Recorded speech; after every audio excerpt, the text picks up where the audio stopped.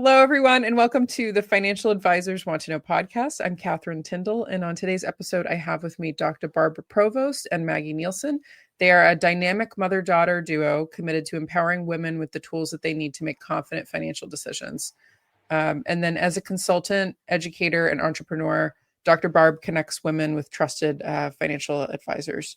So one topic that we had kind of in the pre-show that I think is a great place for us to start is, the way you both put it is how financial professionals can stop leaving $700 billion on the table by serving women better.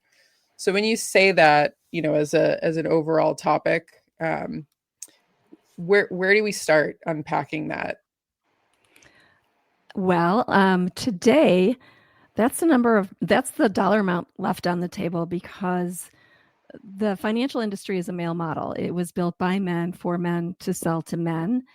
And because of that, they are really overlooking women. And all the data will tell you that. All the stats will tell you that. And many, many, many women will tell you that.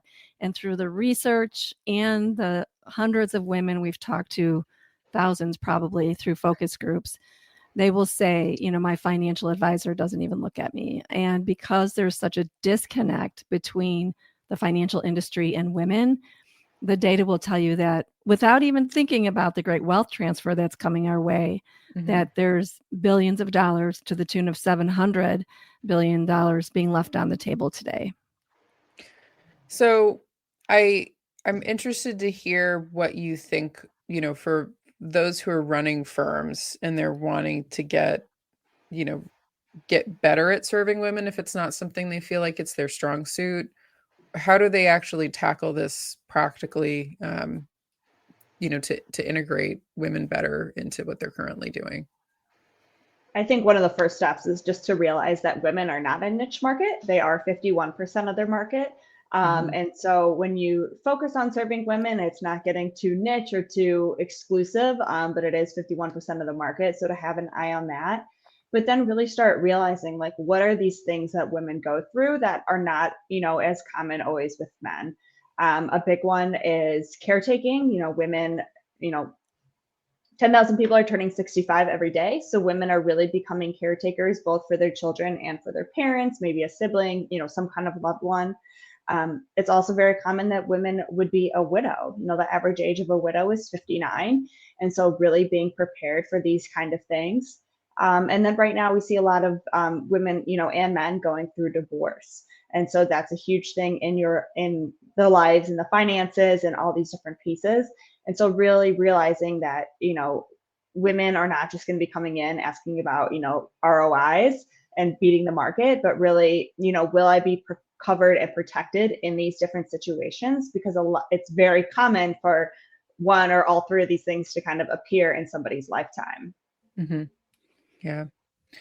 And when it comes to because I like to break things down more at the practical level, how do you recommend they shift things at a practice level? Is it like having separate meetings or like separate meeting scripts, or like how would you implement really, integrating them that's going to be unique to them other than, kind of that high level observation that they need to be paid more attention to? Like, how do they, how would an advisor really retool what they're doing in order to serve better, I guess?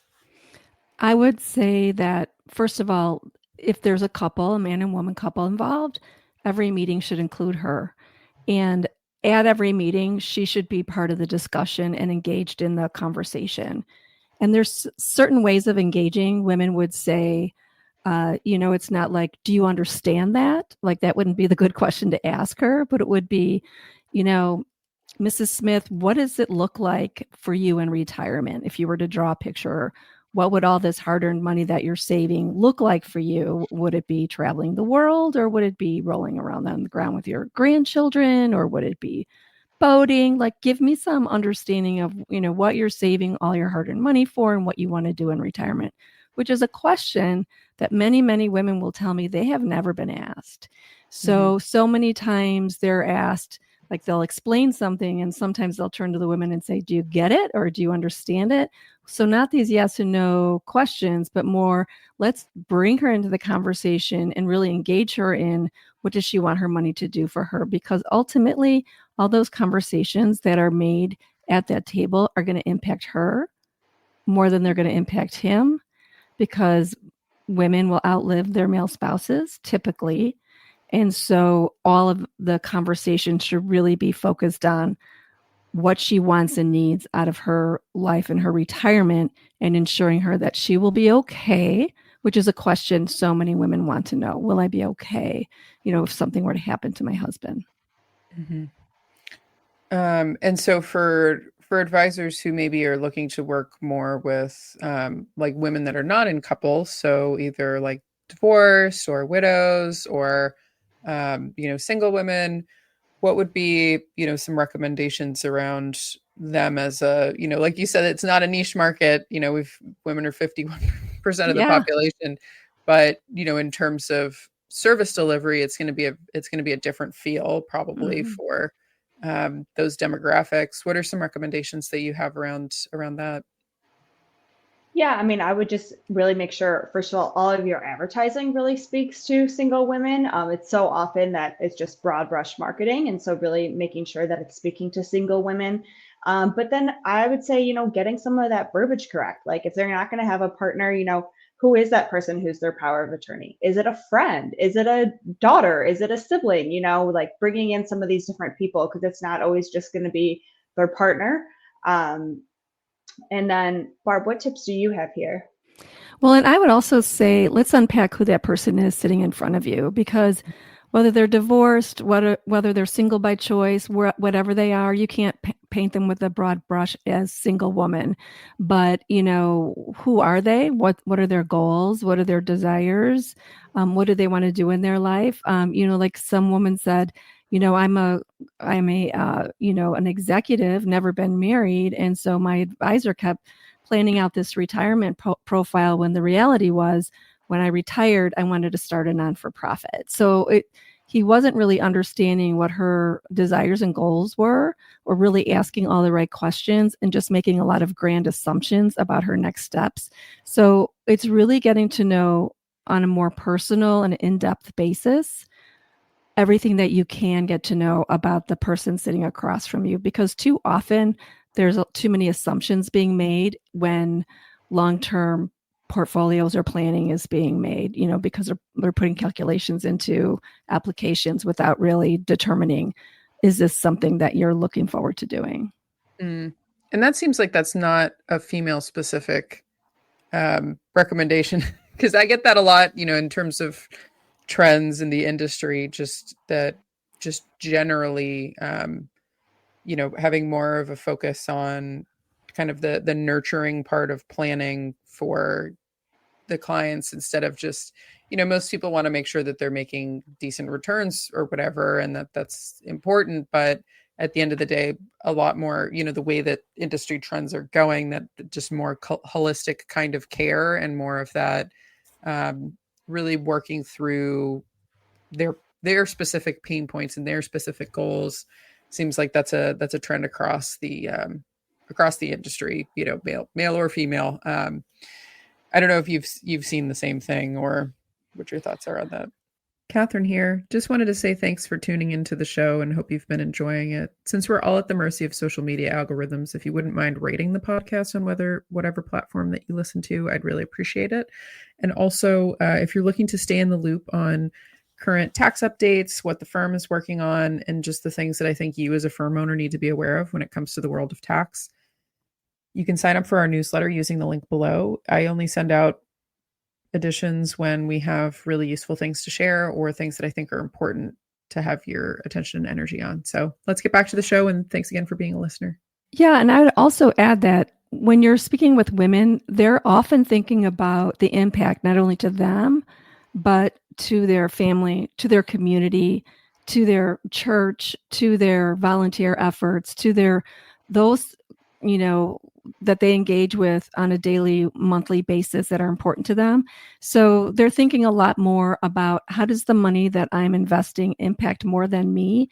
And that's why you'll see women being more interested in ESG investing and those types of investing, and learning more about not just what's my return, but how is my money working towards the betterment of either research in healthcare or, clean water in other countries or whatever it might be that's important to them. So they're trying to think about the best way to invest their money in a way that's making a rippling effect. And, also thinking about who else is important to you in your life besides just your family. We have a lot of volunteer commitments and things like that. So really being clear about who your client is and what her values are and those who are close to her and what's important to her as well.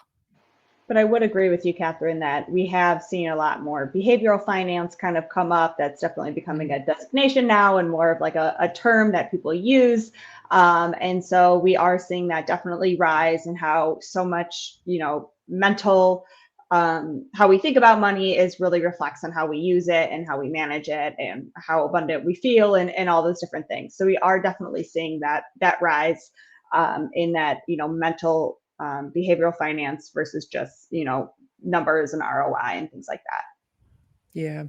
And I wonder with shifting to more of that kind of a model, what are some of the, the pitfalls or things that you've seen, either advisors not do well in or things that you've been impressed by, in terms of like actually trying to deploy more of this in practice?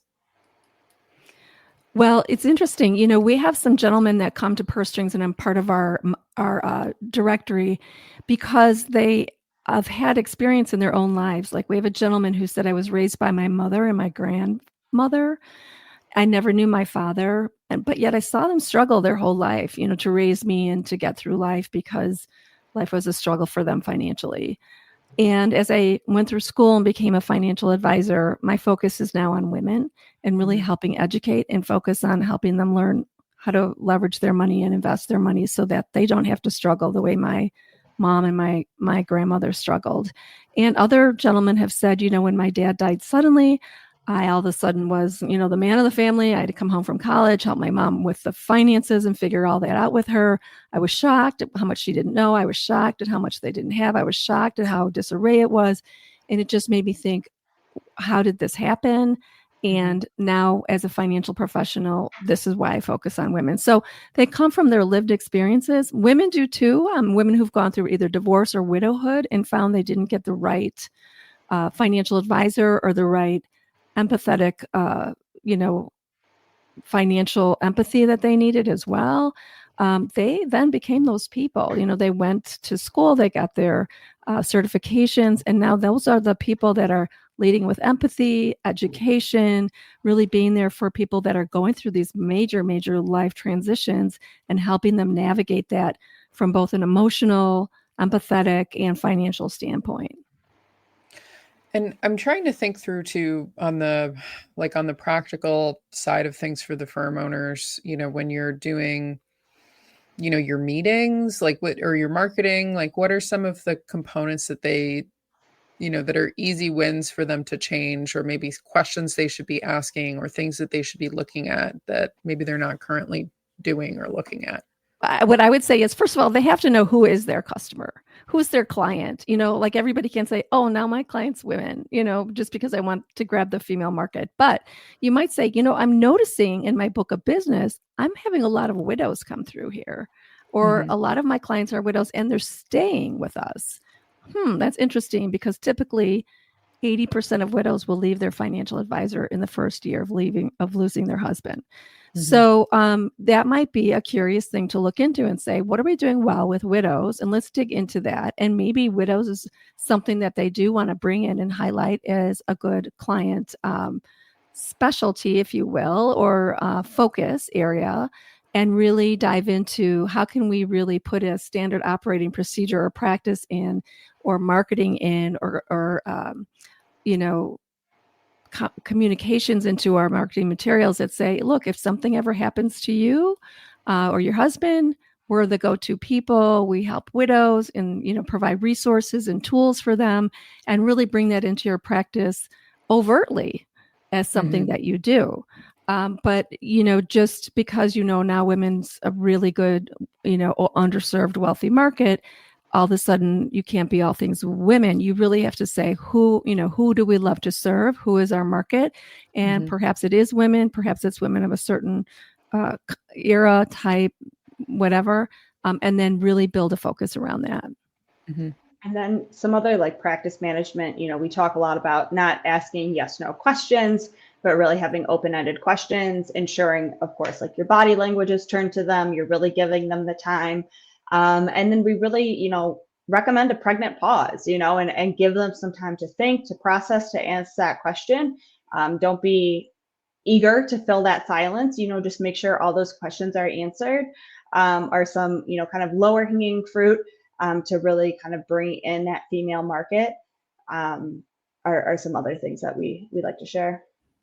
Yeah, no, those are great, because I think, for a lot of advisors, it's especially the ones who are more systems minded. The question for me when I'm trying to retool something in the practice is, okay, how do I turn this into a process, especially for people who are running firms where, you've got junior advisors that are working cases, you've got, maybe a team that you're trying to get alignment with. It's okay, how can we turn things into process so that, maybe I'm tuned into how to speak better with these women clients that we have, in these couples or widows or single people, but how do I actually embed this in the practice, that this is just practice culture for us, if the way that we, that we realize that there's some different needs and engage where people are. So any recommendations around that for how this can be kind of embedded across a team culture? Yeah, let's take widows, for instance. Because the population's aging and women outlive their male spouses, we're going to see a lot more widows, right? With the average age of a widow being 59. Mm-hmm. So you can put a standard operating procedure into your practice that if you get the call, someone lost their husband, whenever you get that call, your response will only be with empathy, nothing to do with financials, nothing to do with making an appointment, nothing to do with anything like that. So that would be the first step, right? And then always sending something, flowers, a note, whatever, in the first 24 hours. And then maybe in the first, if you send flowers, maybe in the first week, a handwritten note gets followed up with, right? And then you could put an operating process in. What do you do in the first 30 days? Maybe you just have a follow-up phone call that says, hey, I'm just checking in with you. How are things going? I know this is a difficult time for you. I'm at your pace. I'm here when you need me. There will be some things we need to get together and do. I don't want to rush you. And if you want to bring someone with you at the next appointment, that's fine too. Give it a thought. But let's get together when you're ready, right? And then after 30 days, maybe you have a list of 3 things or 4 things she needs to do. I always say your group should have together a 1-page marketing document that's a resource tool that says, here are the first 3 things you should do. Maybe it's always get 15 copies of the death certificate. Don't stop, don't close any bank accounts until we speak, or, what are some really things that Basic, people trip over, Here are 3 podcasts I recommend if you like. Here are 3 books that I recommend you might want to consider. Here are 3 grief groups that are in the area that you might want to consider. So just a resource tool at her fingertips with your branding on it that you always give out, so that they're like, wow, you were ready for them. It's got your branding on it. It's on their coffee table or on their nightstand for whenever. It reminds them you need to get together. And then you just have a process of maybe after 30 days, you say, maybe it's a good time we get together and we're going to go over 1 or 2 things. Would you like to bring your son or daughter with you? And, we can meet at your convenience or whatever, and then start that process, but working on her time frame and making sure your office has, this is what we do on the first call. This is what we do in the first 24 hours. This is what we do in the first week. This is what we do in the first 30 days. This is the marketing tool that we have. You can make it into a standard operating procedure that everyone understands. And I say bring that from 30 days to 60 days to 90, almost through the first year to the anniversary. And what do you do on the anniversary date? Oh, I love that. That's excellent. That's really excellent. And I wonder, do you have recommendations for, because I think that's all very practical action steps, that a firm could consider taking, of how to embed the process better, like you said, that 80% of widows leave. It's, that's a really, it's an Huge. essential function to get down. I think another scenario that's an important one is if you have recommendations kind of along the same lines with divorce, or just thoughts there from some of the experiences that you've seen advisors and or, focus groups that you've been involved with when it comes to specifically the divorce issue. Yeah. And this is all from a course that I teach, and it's very much the same thing. I mean, why couldn't you have the same similar standard operating procedure Mm-hmm. for divorce when somebody says, I'm getting a divorce? Now, of course, the situation is quite different, an emotional, tragic death versus a divorce, contentious or not. And the resources and all of that, the timeframes will be different, the steps will be different. But when you look at, leading with empathy and really trying to put yourself in the shoes of that woman. And moreover, you have to understand that also in divorce, women will leave their financial advisor if they have not created a good relationship and bond with her up and through that point. They will leave anyway. So again, having a good standard operating procedure like that. So at Purse Strings, we teach financial professionals exactly this. How do you engage with women where they're at, and depending on what is this situation they find themselves in, whether it be widowhood, divorce, caretaking is another huge, huge tsunami coming our way. It's a woman's issue. It's a financial issue. How do you deal with that as well? But also just generically, someone who's carrying a lot of debt and feels guilt over it, how do you help them manage that and, turn that around and save for retirement? How do you get in front of people that are getting a big windfall all of a sudden with this new wealth transfer? Manage that well, because what happens with people when they get a lot of money, sometimes they don't manage it well and there goes. Yeah. So we really feel that financial advisors are the quarterback now for women going through all these major life transitions, and not every transition can be treated the same. And they really have to understand how to step into the shoes of women during that time. And they can really help them navigate and be there for them and secure that client. And I think for divorce, it's a great one to really bring in those other professionals that you work with. You can use CDFA, mediator, attorney, divorce coaches. You might need, new P&C insurance, new house. They have the CDLP, Certified Divorce Lending Professionals.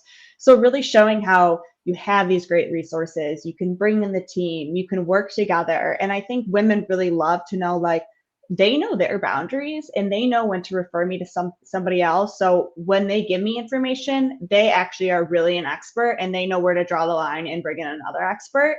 And I think sometimes, I don't know, maybe personally, I feel more highly of that person because they know what they can and can't do. And I know they're not just winging it from the hip and giving their best shot, and so knowing that they bring in these other people, that there's someone collaborative, it really shows that you are that quarterback, that you can be there in any situation and you're not trying to hog all the business. Maybe you're being abundant about it. You're knowing that where your lines end, where they bring in, how you can work together. And I think that women love that collaborative approach. They like having all these people in their corner. They like feeling supported.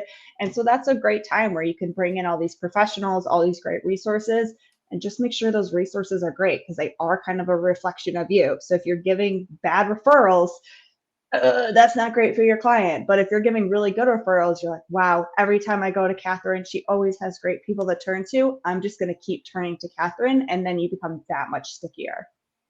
Yeah. Yeah. No, that's really good feedback. And I know something that, whenever I give out a referral, I always give people the exact context of how I know that other party. And then also just, hey, please give me feedback, because if this ended up not working, or there was an issue or the bad fit or something, give me more information so that I give a better recommendation, or realize if there's a gap here. I'd love, or even something that I do when it's a new referral partner for us, or that we don't maybe not know them well, is I'll give the referral and I'll say, hey, if you want me on that call, I'd be happy to sit in on it. Yeah. And I think that's great too, because that way you're I get to not, know them better, yeah, everyone, gets to be part for sure. Yeah, it's such a good resource. So for advisors who are interested in learning more about the work that you both do and getting in your world, what's the best place for them to learn more? Yeah, so they can reach out to us at pursestrings.co. We're on all socials, on LinkedIn as pursestrings.co. And they could also tune into our podcast, which is more client focused to our women, but we still have a lot of great advice on there for financial professionals, called Women in Money, the shit we don't talk about. All right, great. And then for maybe more specific like advisor resources with like the pursestrings.co or things like that you're working on, what's the best, the best way to engage is just visit the website and reach out, or other places they should connect with the two of you? Yeah, so there's a whole For Professionals tab, and you'll see on there our workshop, Reach, Engage, and Earn the Female Dollar, how to be part of our membership opportunity. And then we also have briefings with Dr. Barb, which are just 30-minute sessions we hold once a month to get more information like this on how to really reach these different markets and really serve women better. So those are free offerings that we have on the second Tuesday of each month at 11 a.m. Central, and those can usually be found on our website or advertised on LinkedIn. Yeah, that's amazing. Yeah. Wonderful.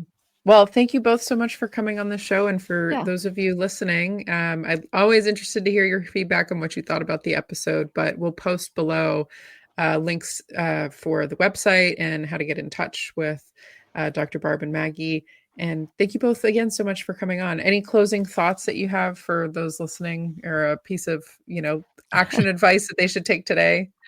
Well, if you're not serving the female market, you're missing out on 51% of the market, because women are your market. They're not a niche market. As we always say, you're leaving billions on the table by not really tuning in and serving women. There we go. That's a good, that's a good message. Mic drop. Yeah, mic drop. So we'll leave it there. And so for those of you listening, this was another episode of the Financial Advisors Want to Know podcast. And I'm Catherine Tindall.